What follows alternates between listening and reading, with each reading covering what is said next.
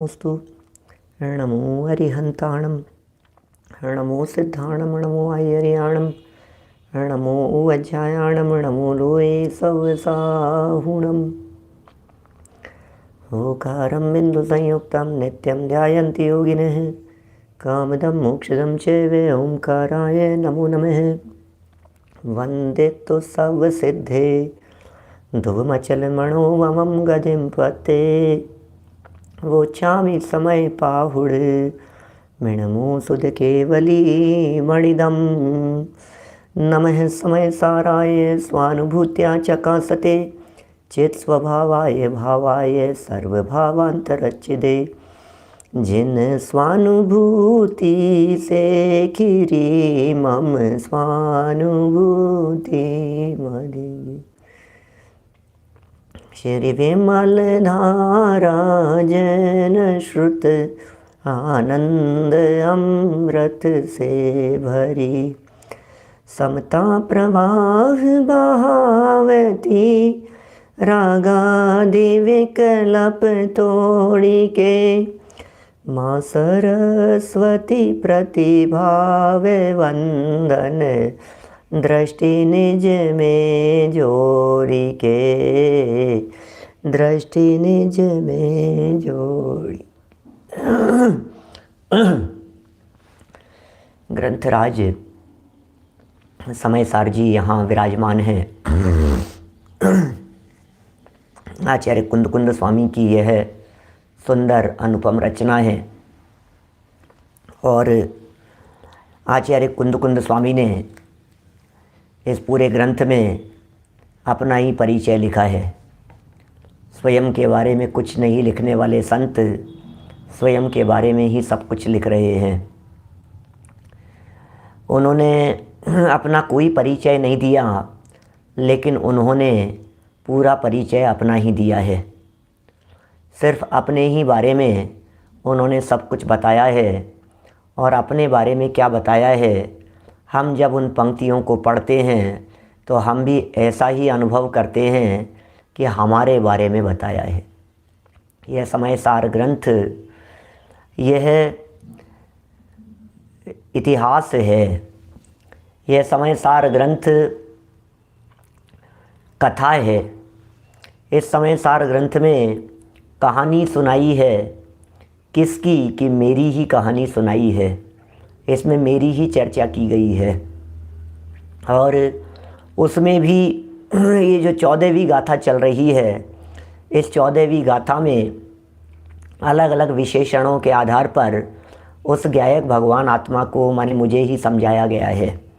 बहुत सारे लोग जिन्हें ऐसा लगता है कि समय सार निश्चय का ग्रंथ है, समय सार में व्यवहार की बात नहीं है, समय सार पढ़ करके एकांती हो जाएंगे, उन लोगों को ज़रूर एक बार समय सार ग्रंथ पढ़ना चाहिए, गहराई से पढ़ना चाहिए। आचार्य कुंद कुंद स्वामी की गाथाओं को भी देखना चाहिए और अमृतचंद्र स्वामी की टीका को भी देखना चाहिए, उस पर हुए व्याख्यानों को भी देखना चाहिए। आप अनुभव करेंगे कि यह एकांतियों का ग्रंथ नहीं है, यह अनेकांतियों का ग्रंथ है।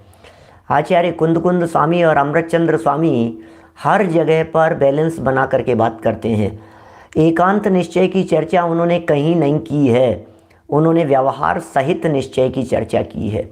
जब जब निश्चय के प्रतिपादन का प्रसंग बना तब तब उन्होंने व्यवहार को भी खड़ा किया। अकेले निश्चय की बात नहीं की, व्यवहार से भी बात बतलाई है।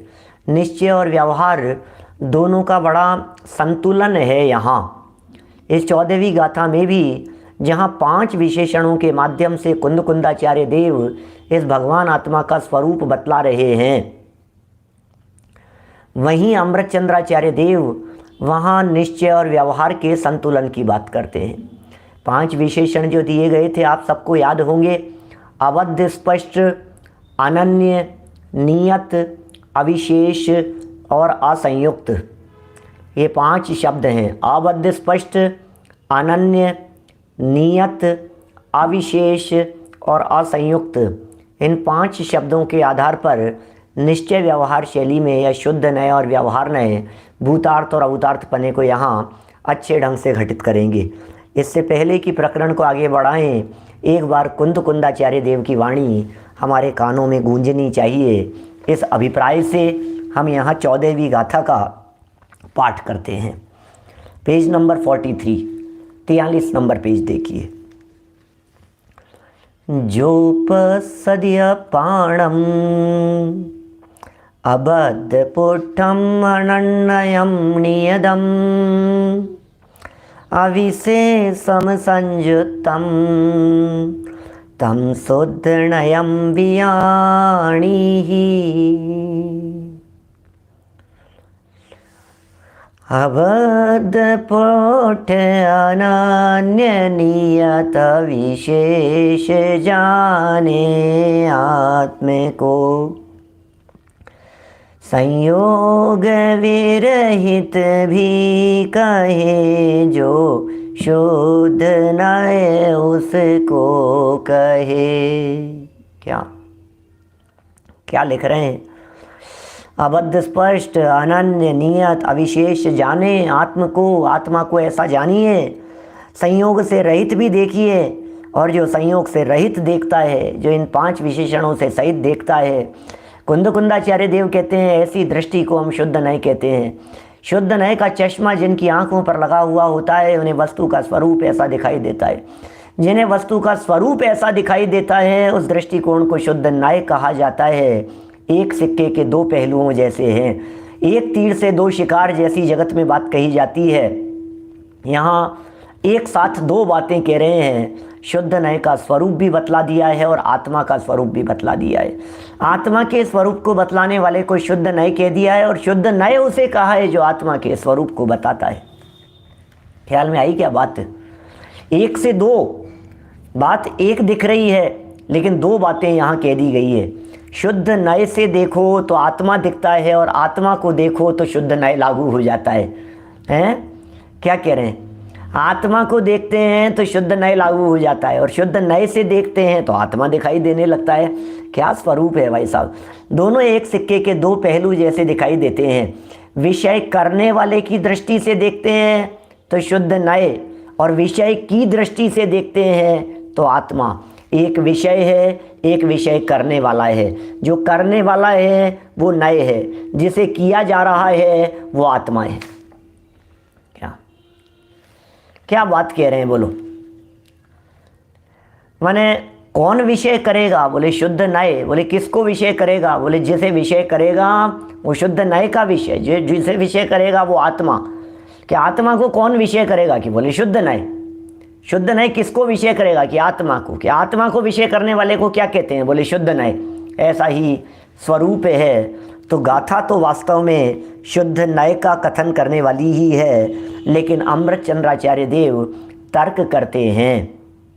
अमृतचंद्राचार्य देव जिज्ञासा व्यक्त करते हैं। आचार्य देव यहाँ प्रश्न उठाते हैं, और प्रश्न उठा करके उसका समाधान करते हैं।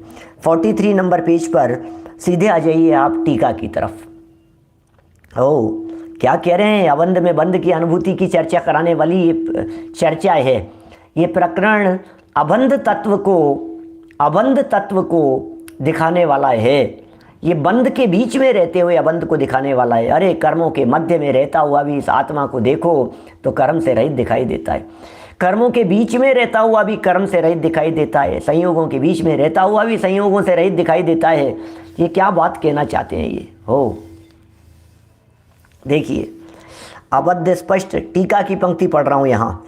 अबद्ध स्पष्ट अनन्य नियत अविशेष और असंयुक्त आत्मा की अनुभूति शुद्ध नय है। यह अनुभूति ही शुद्ध नय है। क्या? और वह अनुभूति आत्मा ही है। अनुभूति शुद्ध नय है या अनुभूति आत्मा है? बोले अनुभूति शुद्ध नय और अनुभूति आत्मा है।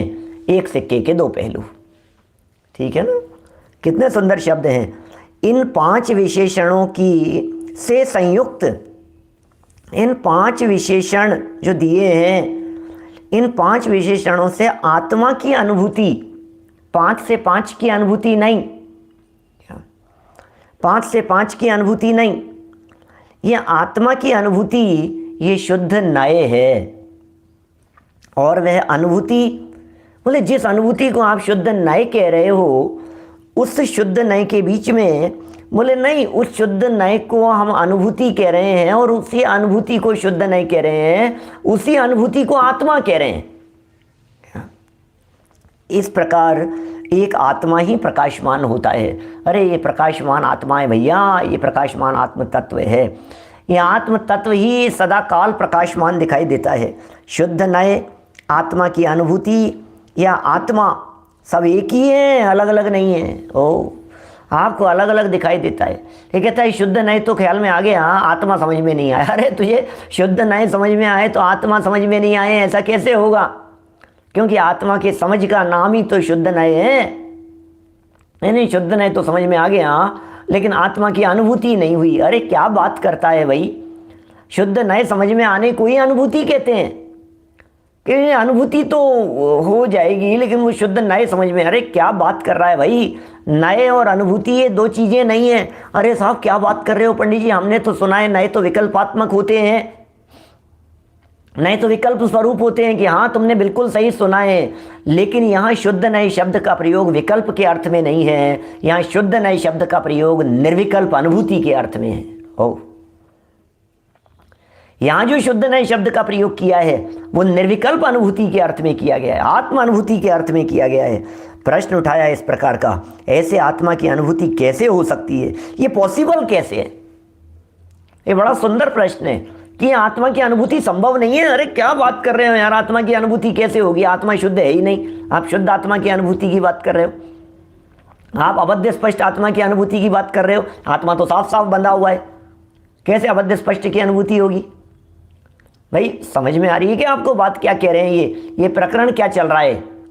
अबद्ध स्पष्ट आत्मा के संदर्भ में ये क्या बात क्या कहना चाह रहे हैं? ये बात कुछ अजब गजब की बात कहना चाह रहे हैं। अरे सुनो, ये स्पर्श के काल में भी स्पर्श रूप नहीं है, इस शरीर ने कपड़े नहीं पहने हैं, ये बात कहना चाह रहे हैं। कुछ गले उतरती है क्या बात? अटपटी सी बातें लगती है। एक द्रव्य दूसरे द्रव्य को छूता नहीं है, एक द्रव्य दूसरे द्रव्य को स्पर्श करता नहीं है, ये बातें कैसे हो सकती है? बोलो, मैं कुर्सी पर नहीं बैठा हूं, करो, घटित करो। आप दरी पर नहीं बैठे हो, आप गद्दे पर नहीं बैठे हो, आप सोफे पर नहीं बैठे हो, आप कुर्सी पर नहीं बैठे हो। आप सोचो जरा, कल्पना कीजिए जरा, जो बात कही जा रही है ये कैसे संभव है? कंप्यूटर टेबल के ऊपर नहीं रखा हुआ है, टेबल के ऊपर रखा हुआ कंप्यूटर टेबल को छूता नहीं है। ओ, क्या कह रहे हो? ये क्या बात कह रहे हैं? ये टेबल के ऊपर रखा हुआ कंप्यूटर टेबल को छूता नहीं है क्या? तन के ऊपर पहने हुए कपड़े तन को छूते नहीं है? दिमाग घूम जाए ऐसी बातें लगती है।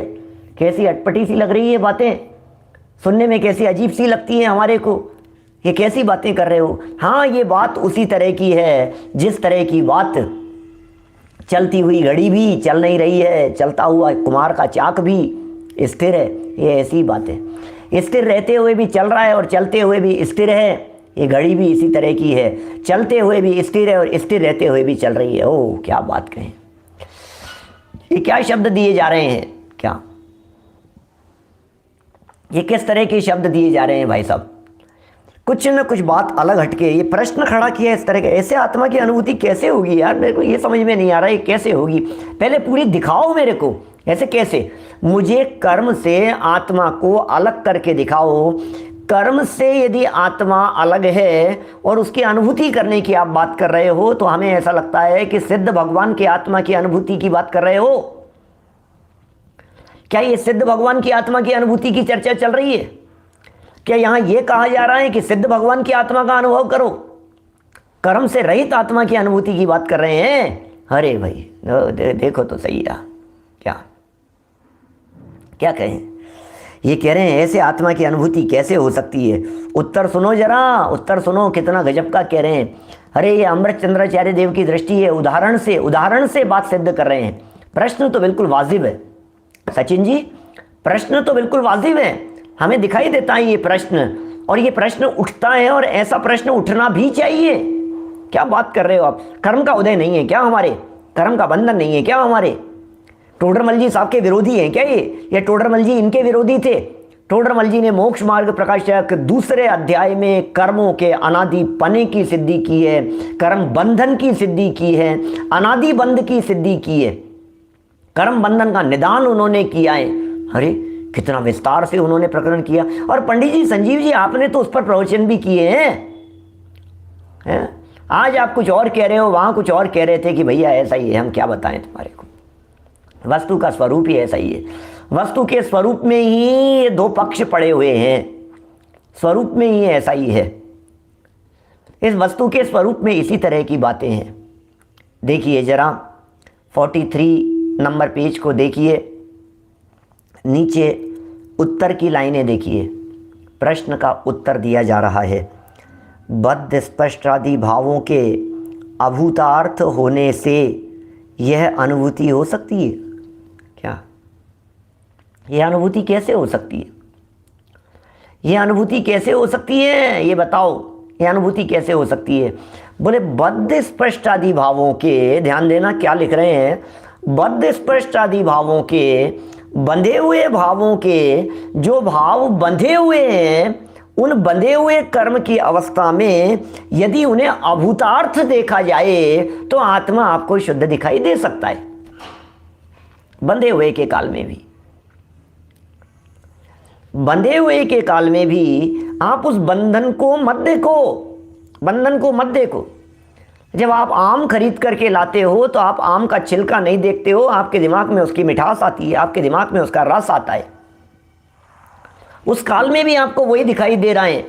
जब आप बाजार से कोई वस्तु लेकर के आते हो, अनपैक अवस्था में भी आपको पैक दिखाई देता है, पैकिंग की अवस्था में भी आपको वो किस तरह से आएगा वो दिखाई देता है। ये कैसे नहीं दिखता है भाई साहब? जब आप कपड़ा खरीद करके लाते हो शर्ट सिलाने के लिए, कुर्ता सिलाने के लिए, तो आपको उस कुर्ते के अंदर, आपको उस शर्ट के अंदर, आपको उस साड़ी के अंदर बिना पहने हुए भी पहनेपन की अनुभूति होती है, वो दिखाई देने लगता है कैसा होगा। ये दिखा रहे हैं यहाँ पर, ये कैसी बात दिखा रहे हैं। सोचना बातें क्या कही जा रही है, देख क्या रहे हैं और दिखता क्या है, ये आपके पास में कला है क्या? होते हुए भी नहीं दिखे और नहीं होते हुए भी दिखे, जो प्रकट नहीं है वो भी दिखाई देवे, ऐसा यहाँ दिखा रहे हैं। बंधन के काल में बंधन को नहीं दिखा रहे हैं, बंधन के काल में कह रहे हैं बंध को मत देखो भाई, बंध को मत देखो, बंधन के काल में बंध को मत देखो। देखिए क्या कह रहे हैं, लगा के दिखाते हैं लेकिन फिर भी पहनते तो नहीं है आप, फिर भी आप महसूस कर लेते हैं कैसा दिखेगा, कैसा दिखेगा। आजकल तो ऑनलाइन का ज़माना है, ऑनलाइन ऑर्डर करते हैं, ऑनलाइन आ जाते हैं, कपड़े आ जाते हैं, पैंट आ जाती है, शर्ट आ जाते हैं, जूते आ जाते हैं, सब कुछ आ जाते हैं ऑनलाइन। ऑनलाइन यहाँ से ऑर्डर करते हैं और वो शर्ट आ जाता है। आप देख लेते हो ये शर्ट मेरे ऊपर कैसा लगेगा, ये शर्ट इनके ऊपर कैसा लगेगा, ये कैसे देख लेते हो आप क्या? देखिए बद्ध स्पष्ट आदि भावों में आधार क्या दे रहे हैं आचार्य देव, क्या बतला रहे हैं? बद्ध स्पष्ट आदि भावों के अभूतार्थ होने से, इसका मतलब बद्ध स्पष्ट आदि इन भावों को अभूतार्थ देखो, इन भावों को असत्यार्थ देखो, इन भावों को दृष्टि से ओझल करके देखने पर यह अनुभूति हो सकती है। वाह, यह अनुभूति कैसे हो सकती है? इन भावों को, इन सब बातों को ओझल करके देखने पर अनुभूति हो सकती है। अब इसी बात को 5 दृष्टांतों के द्वारा विस्तार से स्पष्ट करते हैं। 5 उदाहरण दे रहे हैं। उदाहरण नंबर 1, जिस प्रकार जल में डूबे हुए कमलिनी पत्र का, ध्यान दीजिएगा शब्द कितने गजब के हैं, जल में डूबे हुए कमलिनी पत्र का जल से स्पर्शित पर्याय की ओर से, जल में डूबा है, कमलिनी पत्र है क्या, पत्ता है वो, और वो कमलिनी पत्ता वो कैसा है कि वो जल में डूबा, जल में पड़ा हुआ है, जल में डूबा हुआ है, ठीक है ना। तो जल से स्पर्शित पर्याय की ओर से अनुभव करने पर कमल कहाँ पैदा होता है? कमल के 2 पर्यायवाची शब्द है ना, और ऐसे बहुत सारे पर्यायवाची हैं। जलज भी कहते हैं, पंकज भी कहते हैं। क्या? जलज, पंकज, कमल। जलज क्यों कहा उसे? जल में है, तो जल में है इसीलिए तो जलज कहा है कि जल में रहते हुए भी ये लिख रहे हैं यहाँ, अनुभव करने पर, देखने पर जल से स्पर्शित होना भूतार्थ है। ये सच्ची है तुम्हारी बात कि कमल जल में ही होता है, ये तुम्हारी बात बिल्कुल सच्ची है। क्या? ये बात आपकी बिल्कुल सच्ची है कि ये कमल जल में है।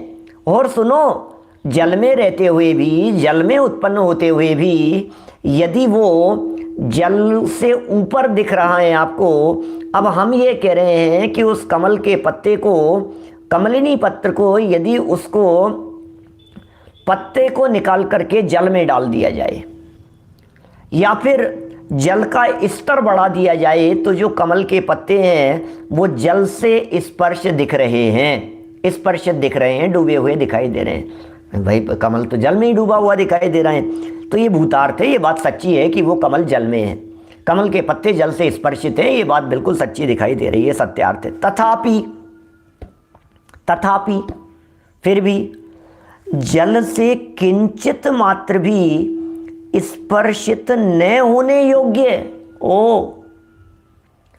जल से किंचित मात्र भी स्पर्शित नहीं होने योग्य कमलिनी पत्र के स्वभाव के समीप जाकर के देखो। अरे भाई, आप जानते हैं कमल के पत्ते का स्वभाव कैसा होता है? क्या? इसमें आती है ननुद बिंदु। क्या? कमल के ऊपर पड़ी हुई जो बूंद है, भक्तामर स्तोत्र की पंक्तियां हैं, उसमें ऐसा लिखा उन्होंने, वो मोतियों की तरह चमकती है।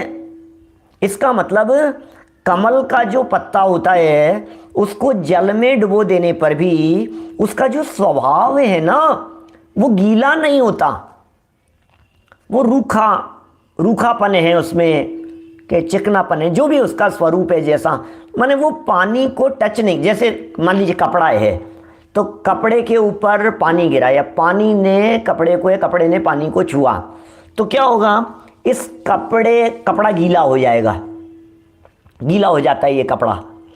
लेकिन वो जो पत्ता है, कमलिनी पत्र, उस पत्ते के ऊपर कितना भी पानी डालो, और पानी डालने के बाद में फिर उसको ऐसे ऊपर उठा करके अब उसको टच करो, बोले तो सूखा है, तो सूखा है। इसका मतलब इसने उसको छुआ नहीं। पानी में 15 मिनट पड़े रहने पर भी वो कमल का पत्ता गीला नहीं हुआ। ये क्या हुआ चक्कर? क्योंकि उसमें इस जल को टच करते हुए भी टच करने जैसा नहीं है, लाइक प्लास्टिक, बिल्कुल इसी तरह का है। जल को स्पर्श करने के काल में, स्पर्श के काल में, यही तो चमत्कार है भाई साहब, यही तो बात दिखाना चाहते हैं। स्पर्श के काल में स्पर्श से रहित है, छूने के काल में छूने से रहित है, ये दिखाना चाह रहे हैं। टच करने के काल में टच करने से रहित है। ये गाल को टच किया कि नहीं, इससे अनटच है, गजब हो गया भैया, ये इसको छूता नहीं है, यहाँ छूता नहीं है। कौन किसको छुए? दो वस्तु एक दूसरे को छूती नहीं है। पानी में रहता हुआ है लेकिन सूखा है, प्रदीप पाटनी जी साहब, पानी में रहता हुआ है लेकिन सूखा है। इसका मतलब क्या है? सूखा कैसे रह गया? वो सूखा इसलिए रह गया क्योंकि वो उसको छू नहीं रहा। अच्छा चलो, मैं तो और आगे बढ़ करके बात करता हूँ कि कमल के पत्ते को छोड़ो, कपड़ा तो गीला होता है ना? क्या कपड़ा तो गीला होता है कि नहीं? कि हाँ साहब, कपड़ा तो गीला होता है। कपड़ा गीला होता है क्या? पानी में कपड़ा जाएगा तो कपड़ा तो गीला होगा। सुनील जी भाई साहब, पानी में यदि कपड़ा जाएगा तो कपड़ा तो गीला होगा। कमल का पत्ता गीला नहीं होता है, पक्का कपड़ा गीला होता है। सुनो, बात तो ऐसी है, कपड़े को पानी से भरी हुई बाल्टी में अच्छी तरह से डालकर निकाल लेने पर भी, उस कपड़े में से पानी के टपके गिरते हुए दिखाई देने पर भी, कपड़ा पूरा सारे जगत को गीला दिखाई देने पर भी वो कपड़ा गीला होता ही नहीं है, हो, क्या कह रहे हैं? वो कपड़ा गीला होता ही नहीं है क्या? क्योंकि कपड़ा गीला हो गया होता तो फिर कपड़ा सूखना चाहिए था कि हाँ सूखता है ना, फिर जो गीला हो गया वो सूखता है। कपड़ा सूखता है कि पानी सूखता है? गीला तो पानी है, गीलापन तो पानी में है, गीलापन कपड़े में नहीं है, गीलेपन तो पानी में है। भेद दृष्टि चाहिए भाई साहब, ऐसी भेद दृष्टि चाहिए, ऐसी भेद विज्ञान दृष्टि चाहिए। गीलेपन के काल में भी कपड़े को गीला न देखे प्रमोद जी भाई साहब, गीलेपन के काल में भी उसे गीला नहीं देखे। क्या बात कर रहे हो? गीलेपन के काल में गीला नहीं है कि हाँ कपड़ा गीला नहीं होता भैया, कपड़ा गीला नहीं होता। कौन कहे इस बात को? कौन माने इस बात को? कौन स्वीकार करे इस बात को? क्योंकि गीलापन तो गीले में गीलापन है, कपड़े में गीलापन नहीं है क्या? शरीर के रोग के काल में रोग में उष्णता है, शरीर में उष्णता नहीं है। कौन माने इस बात को? क्या कैसे समझें इस बात को? ये दिखा रहे हैं यहाँ अछूतापन दिखा रहे हैं, अस्पर्शितपन दिखा रहे हैं। ये सुनिए जरा, बात बड़ी गजब की है, कुछ अटपटी सी दिखती है लेकिन कुछ रहस्य यहाँ छिपा हुआ है। उदाहरण देकर के यहाँ बात कही गई है, उसे झूठा नहीं कहा गया है। वो पानी में है, इसे झूठा नहीं कहा गया है। वो पानी के नज़दीक जाकर के देखेंगे, उसको बाकायदा जाकर के आप उसकी शूटिंग करो, रिकॉर्डिंग करो, दुनिया का हर व्यक्ति यही कहेगा पानी में है, पानी में है, पानी में है, पानी में डूबा हुआ है। ओ पानी में डूबा हुआ है भाई साहब, बिल्कुल डूबा हुआ दिखाई दे रहा है। फिर भी ये क्या कहना चाह रहे हैं? डूबे हुए होने पर भी ये डूबा हुआपन सत्यार्थ है, ये डूबा हुआपन भूतार्थ है, ये डूबा हुआपन ये हकीकत है, ये डूबा हुआपन ये सच्चाई है। ये वो सत्यार्थ होते हुए भी तथापि जल से किंचित मात्र भी स्पर्शित नहीं होने योग्य हो, ये एक स्वभाव है। कमलिनी पत्र के स्वभाव के समीप, ये बस एक शब्द दे दिया है, स्वभाव के समीप। स्वभाव ही उसका उसी तरह का है, स्वभाव है उसका इस तरह का। उस स्वभाव के समीप जाकर के देखो, अनुभव करने पर, स्वभाव के समीप जाकर अनुभव करने पर जल से स्पर्शित होना अभूतार्थ है। ओ आप उसके स्वभाव के नज़दीक जाकर के देखोगे तो आप कहोगे जल से स्पर्श कर रहा है, ये बात झूठी है। जल को छू रहा है, ये बात झूठी है, असत्यार्थ है। कि साहब दो लाइनों के अंदर ऊपर नीचे ये बात कह रहे हो, एक तरफ कह रहे हो भूतार्थ है, सत्यार्थ है, दूसरी तरफ कह रहे हो अभूतार्थ है, असत्यार्थ है। बोले यही तो नए विवक्षाएं हैं, और क्या करें? वस्तु के स्वरूप में दोनों बातें हैं, दोनों बातें सच्ची है, लेकिन किसके नज़दीक जाकर के देखते हो? ये लिख रहे हैं, ये कैसा देखने पर? जल से स्पर्शित पर्याय की ओर से अनुभव करने पर, पर्याय की ओर से अनुभव करने पर, पर्याय की ओर से अनुभव करने पर, और स्वभाव के समीप जाकर अनुभव करने पर। पर्याय के समीप जाकर देखिए, ध्यान दीजिएगा, दो वापस देखो जरा, जहां 1 नंबर पॉइंट दिया है उस 1 नंबर पॉइंट को देखना जरा। ये कह रहे हैं जल से स्पर्शित पर्याय की ओर से, पर्याय की ओर से अनुभव करने पर, पर्याय की ओर से अनुभव करने पर, पर्याय की ओर से अनुभव करना है। और उसके नीचे वाली लाइन में लिखा स्वभाव के समीप जाकर अनुभव करने पर। कैसा अनुभव करने की बात कह रहे हैं? पर्याय के पास जाकर के अनुभव करने का, पर्याय की ओर से अनुभव करें, द्रव्य की ओर से अनुभव करें। अरे वहाँ जहाँ पर्याय की ओर से अनुभव करने की बात कही है, वहाँ गुरुदेव इसकी व्याख्या करते हुए ये कहते हैं कि पर्याय की ओर से अनुभव करने का मतलब जानना, सिर्फ जानना। पर्याय की ओर से अनुभव करने का अर्थ पर्याय के अनुभव की बात नहीं है। यहाँ सम्यक दृष्टि ज्ञानी जीव जब पर्याय की ओर से अनुभव करता है और बंधा हुआ देखता है तो कोई वो उसका अनुभव नहीं करता है। अनुभव करने का अर्थ, जब पर्याय से अनुभव की बात आए तो वहाँ अर्थ जानना लगाना। क्या कहा? पर्याय से अनुभव की बात आवे, पर्याय के अनुभव की बात आवे, पर्याय के समीप से अनुभव की बात आवे तो वहाँ अनुभव का अर्थ जानना लगाना, और जब यहाँ स्वभाव के समीप जाकर अनुभव करने की बात आवे तो द्रव्य दृष्टि लगाना, वस्तु स्वभाव लगाना, अनुभव लगाना, क्या वेदन लगाना, ये ऐसा अनुभव। दो जगह पर अनुभव शब्द का प्रयोग कर रहे हैं, लेकिन दोनों जगह पर अनुभव शब्द का प्रयोग अलग अलग अर्थ में किया जा रहा है। देखिए लिखते हैं यहाँ पर, क्या कह रहे हैं, अभूतार्थ भी कह दिया और भूतार्थ भी कह दिया। ये समय सार की दृष्टि है भाई साहब, बोलो। वो छू भी रहा है और नहीं भी छू रहा है, दोनों बातें कह रहे हैं। अब ये तो उदाहरण हुआ। अब इस उदाहरण को अबद्ध स्पष्टपन में बता रहे हैं विजय भाई मेहता साहब दुबई से। बोलो, ये जो बात कह रहे हैं इस बात को दोनों तरफ आत्मा पर घटित कर रहे हैं। अब आत्मा को देखिए, अबद्ध स्पष्ट बोल को देखिए, तो आत्मा बंधा है, पर से स्पर्शित है कि नहीं है? बोलो, आत्मा बंधा है कि अबंध है? कि साहब अबंध की अनुभूति की बात कर रहे हैं कुंदकुंदाचार्य देव, तो इसका मतलब नहीं बंधा होगा। बोले नहीं नहीं, ऐसा मत समझ लेना कि आत्मा बंधा नहीं है। अरे आत्मा को बंधा हुआ नहीं मानेगा तो संसार दशा सिद्ध नहीं होगी। आत्मा को यदि बंधा हुआ नहीं मानेगा तो फिर ये जगत सिद्ध नहीं होगा। आत्मा को बंधा हुआ नहीं मानेगा तो संसार सिद्ध नहीं होगा, तो मुक्ति भी सिद्ध नहीं होगी, सब कुछ खत्म हो जाएगा। तो आत्मा को बंधा हुआ मानूं मैं कि हाँ नहीं, बंधा हुआ मानने का मतलब बंधा हुआ स्वीकार तो कर कि बंधन के काल में है,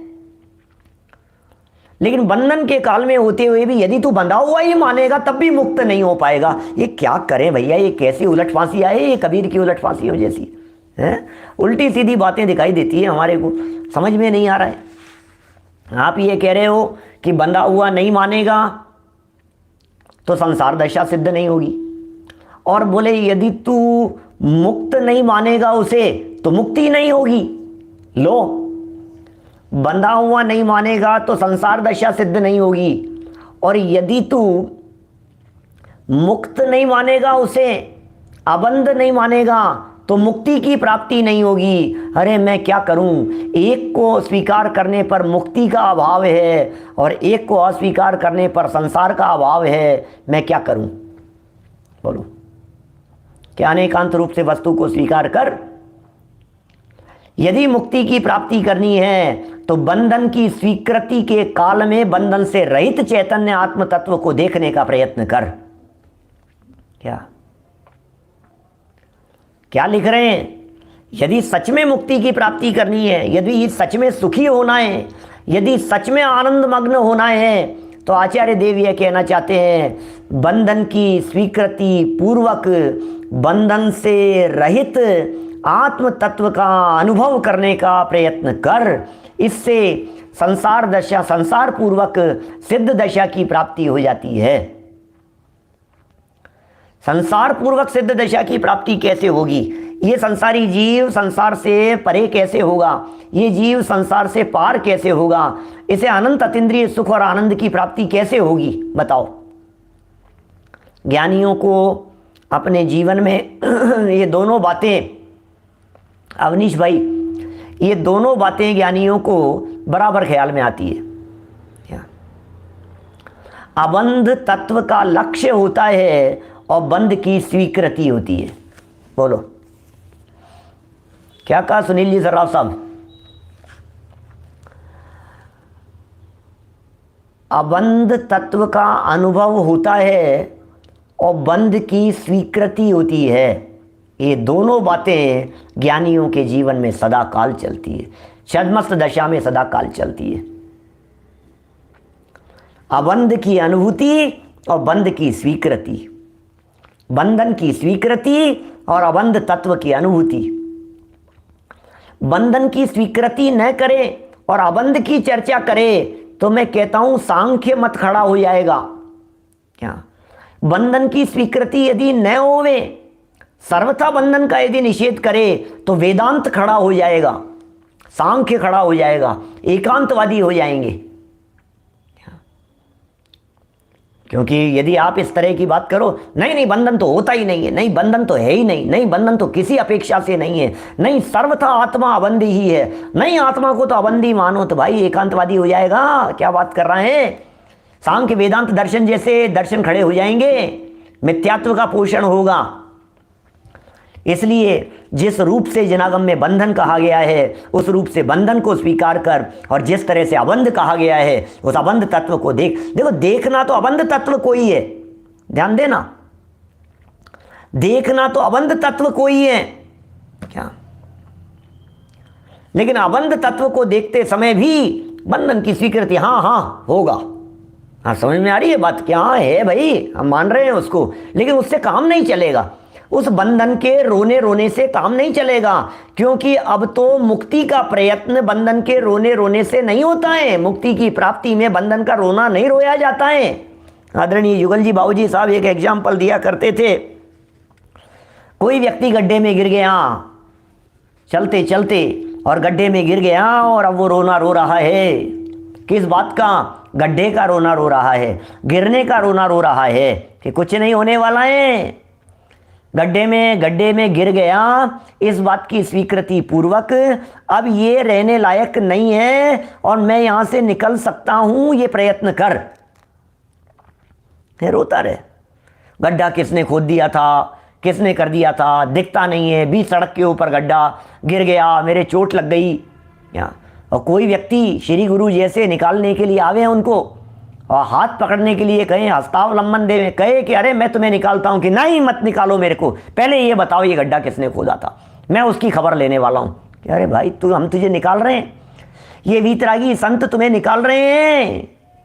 संजय जी भाई साहब विदिशा वाले बोलो, ये वीतरागी संत, ये जिनवाणी माँ अनंत करुणा करके हमें निकालने का प्रयत्न कर रही है, और ये कह रहा है कि मैं नरक में भी तो गया था, मैं निगोज में भी तो गया था, मेरी तिर्यंचादी दशाएं भी तो थी, तिल तिल तर करे देह के खंड ये भी तो हुआ था, बद बंधन आदिक दुख घने, कोटि जीव ते जात न बने, ये सब भी तो हुआ था कि तू अपना रोना बंद कर,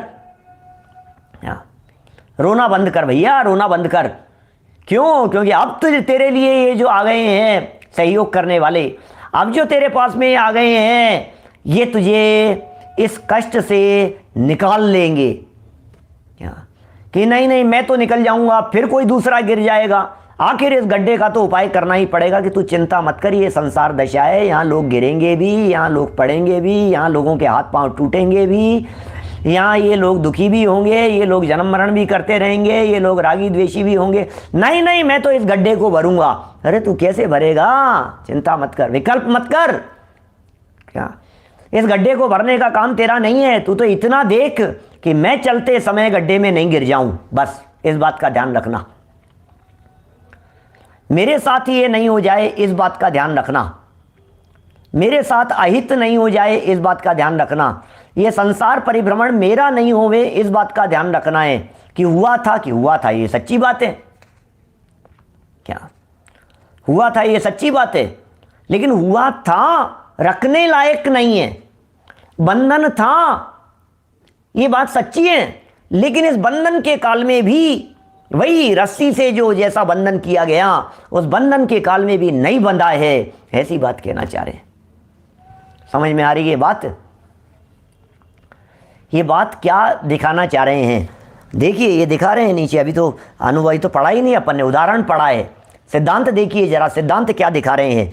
इसी प्रकार अनादि काल से बंधे हुए आत्मा का, अनादि काल से बंधे हुए आत्मा का पुद्गल कर्मों से बंधने, लो बंधे हुए आत्मा का, आचार्य अमृतचंद्र स्वामी बड़े गजब की शब्दावली का प्रयोग करते हैं।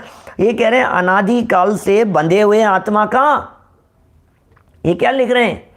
अनादि काल से बंधे हुए आत्मा का। इसका मतलब अमृतचंद्र स्वामी आप बंधे हुए आत्मा को स्वीकार कर रहे हो कि हाँ स्वीकार कर रहे हैं, तभी तो कह रहे हैं बंधे हुए आत्मा का। पुद्गलों से बंधने, स्पर्शित होने रूप अवस्था से, पुद्गलों से बंधने,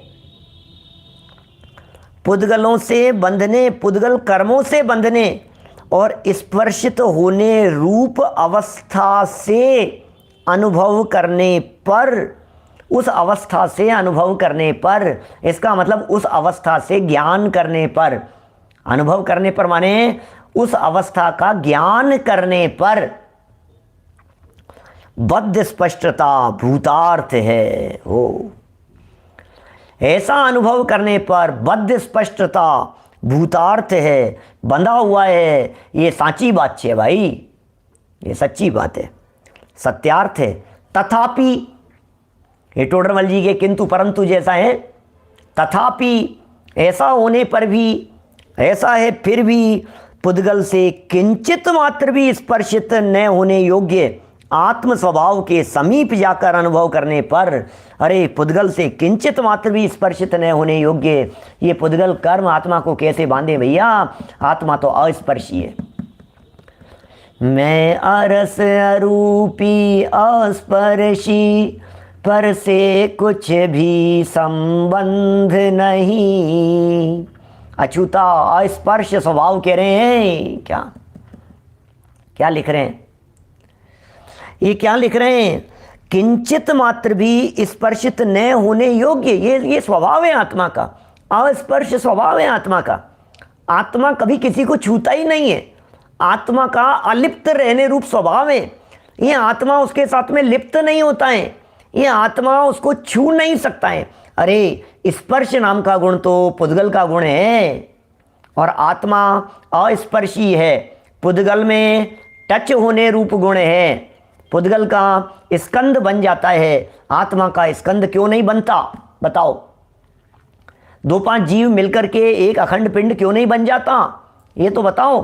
साथ में रहने के काल में भी निगोद शरीर में, एक निगोद शरीर में अनंत अनंत जीव होने के बावजूद भी, ऐसे एक ही जगह पर अनंत जीव हैं, एक आलू में अखंड पिंड रूप से अनंत अनंत जीव होने के बावजूद भी एक जीव दूसरे जीव से अछूता है। अरे जीव तो दूसरे जीव से अछूता है ही क्या? वो जीव आलू से अछूता है, ये जीव शरीर से अछूता है, ये जीव शरीर से अस्पर्शित है, शरीर से तो अस्पर्शित है ही। ये कह रहे हैं ये आत्मा कर्म से अस्पर्शित है। अरे कर्म तुझ में नहीं, क्या कर्म ने तुझे छुआ नहीं? तू जरा अनुभव करके तो देख। ये रोता रहता है, मैं कर्म से बंधा हूँ, कर्म ने मुझे बांध दिया है, मैं बंधा हुआ हूँ, और दुखी होता रहता है। अरे थोड़ा गंभीरता से विचार करके देख, चिंतन करके देख, इस कर्म ने आज तक तुझे बांधा नहीं है, ये कर्म तुझे बांध सकता ही नहीं है। क्या कह रहे हैं ये? क्या ये कर्म तुझे बांध सकता ही नहीं है? मुक्त स्वभावी है, मुक्त है ये आत्म तत्व, सदा काल मुक्त है। और उस मुक्त स्वभाव पर दृष्टि देने वाले वर्तमान में भी अपने आप को मुक्त अनुभव करते हैं। क्या कमलिनी पत्र और जल, ये दोनों अलग अलग। आत्मा कमल पत्र की तरह है, और कर्म ये जल की तरह है। जल के बीच में रहता हुआ भी कमल पत्र, तो कर्मों के बीच में रहता हुआ भी आत्मा। वाह हैं, ये दृष्टि का ही कमाल है और कुछ नहीं है। सारा खेल दृष्टि का है, आपको कुछ नहीं करना है। क्या सोचना जरा, मेरा एग्जाम्पल देता हूँ हमेशा। यदि ये आत्मा शरीर को छूता और शरीर में रहते हुए यदि ये शरीर को छुआ होता तो निकलते समय रेड होकर के निकलता, लाल होकर के निकलता। अरे लाल होकर के निकलता सो तो ठीक, जब निकल कर के बाहर जाता तो बाहर आपको किसी व्यक्ति के डेथ हो जाने पर वहाँ खून के टपके पड़े हुए दिखाई देते, क्योंकि खून हड्डी मांस के बीच में रहता हुआ आत्मा जब अंदर से निकलता तो फिर क्या होता? उससे स्पर्शित होकर के निकलता ना। क्या और जैसे ही वो बाहर निकलता तो टप टप टप खून खून खून दिखाई देता। जिस रास्ते से होकर के वो निकलता वहाँ खून खून दिखाई देता। आत्मा निकलता हुआ हमारे को दिखाई देता। एक्सीडेंट और दुर्घटना के काल में चारों तरफ आपको लाल लाल आत्माएं घूमती फिरती हुई दिखाई देती। सफ़ेद आत्माएं तो कई लोग देखते हैं, अरे न सफ़ेद है आत्मा न लाल है आत्मा, क्योंकि वर्ण भी आत्मा में नहीं है और स्पर्श भी आत्मा में नहीं है, रस भी आत्मा में नहीं है और गंध भी आत्मा में नहीं है। अरसमरूपम गंधम अरसमरूपम गंधम अवत्तम चेदना गुणम असद्धम जानलिंग गहणम जीवम निर्दिष्ट संठानम। 49 नंबर गाथा में आएगी चर्चा। 49 नंबर गाथा है। 5 परमागमों में दी गई गाथा है। अरस अरूपी अस्पर्शी, पर से कुछ भी संबंध नहीं। क्या मैं अरस अरूपी अस्पर्शी, पर से कुछ भी संबंध नहीं। इसका पद्यानुवाद दिया 49 नंबर गाथा का अशोक जी भाई साहब सिंगापुर से, कुंदकुंज शतक में दिया। चैतन्य गुणमय आत्मा अव्यक्त अरस अरूप है, जानो अलिंग ग्रहण इसे, यह अनिर्दिष्ट अशब्द है। चैतन्य गुणमय आत्मा 49 नंबर गाथा है, आगे आएगी चर्चा काफी समय बाद। चैतन्य गुणमय आत्मा अव्यक्त अरस अरस अरूप है, जानो अलिंग ग्रहण इसे, यह अनिर्दिष्ट अशब्द है। ये आत्म तत्व का क्या स्वरूप है, ये कैसा है आत्मा, ये दिखा रहे हैं यहाँ पर। ये आत्मा कैसा है, अनुभव करो भाई, अनुभव करो। अनुभव करने पर पकड़ में आएगा। अनुभव करोगे तो आपको वो अस्पर्शित दिखाई देगा, और यदि अनुभव नहीं करोगे तो दुनिया का हर व्यक्ति यही बात कहेगा। क्या अरे भाई क्या देख रहे हो, तो जल में ही डूबा हुआ है, ये तो जल में ही डूबा हुआ दिखाई दे रहा है। संस्थान रहित विवेक जी, आकार नहीं है, अनाकार आत्म तत्व है। आगे इसमें भी चर्चा आएगी, अपन करेंगे। इसमें नियत शब्द की चर्चा करते समय गड़बड़ नहीं होता है, उसकी चर्चा करते समय बड़े अलग अलग तरह की भी गाथा शुरू हुई है। इस गाथा का पहला विशेषण अपन ने पढ़ा है, अबद्ध स्पष्ट की चर्चा अपन ने यहाँ पहली बार पढ़ी है अभी। तो आत्मा अनादिकाल से बंधे हुए आत्मा का, अनादिकाल से बंधे हुए आत्मा का, इसका मतलब अनादिकाल की भी चर्चा कर रहे हैं और अनादिकाल से बंधे हुए की भी बात कर रहे हैं। इसका मतलब ये आत्मा अनादिकाल से बंधा हुआ है। इसका मतलब ऐसा नहीं है कि आत्मा पहले मुक्त था और बाद में बंध गया हो, ऐसा नहीं है। ये अनादिकाल से बंधे हुए आत्मा का बंधा है। इसका मतलब टोडरमल जी के अमृत चंद्राचार्य के टोडरमल जी आपस में विरोधी नहीं है, क्योंकि वो अनादि बंध की सिद्धि कर रहे हैं और ये लिख रहे हैं यहाँ पर अनादि से बंधे हुए। इसका मतलब सही है भैया, बात तो बराबर है, बात तो सच्ची है।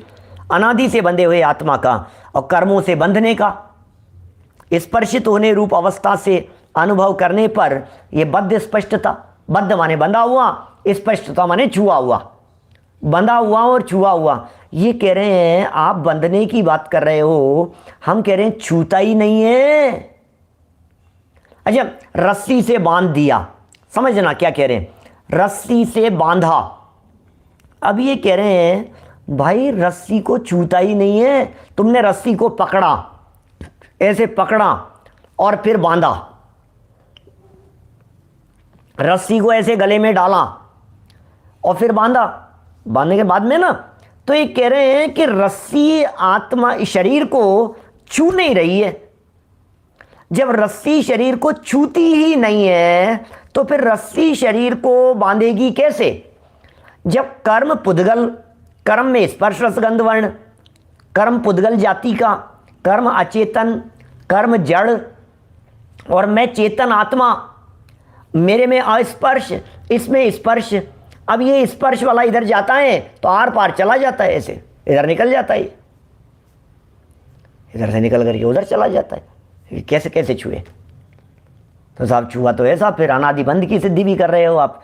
तो हमने आपको बता दिया था, कल के कागज बीच में है और छुआ भी कह दो और नहीं छुआ भी कह दो। मैग्नेट ने पेपर को छुआ कि नहीं छुआ, आप दोनों तरह की बातें कह दो। मैग्नेट पेपर को ही छुए हुए, किसी भी बच्चे से लेकर के बूढ़े तक किसी भी व्यक्ति से पूछोगे तो हर व्यक्ति यही कहेगा मैग्नेट ने कागज को छुआ हुआ है, मैग्नेट कागज की चिपकी हुई है, बिल्कुल चिपका हुआ है। आप क्या करते हैं? अच्छा, मैग्नेट को कागज, अब मैग्नेट से मैग्नेट की बात की, अभी क्या करते हैं बहुत सारे लोग घरों में, ऐसा दिखता है कि कुछ भी लिख करके और उस पेपर को फ्रीज पर लगा देते हैं और उसके ऊपर मैग्नेट लगा देते हैं। क्या बताओ, अब क्या कहना है आपका? ये पेपर किससे चिपका है?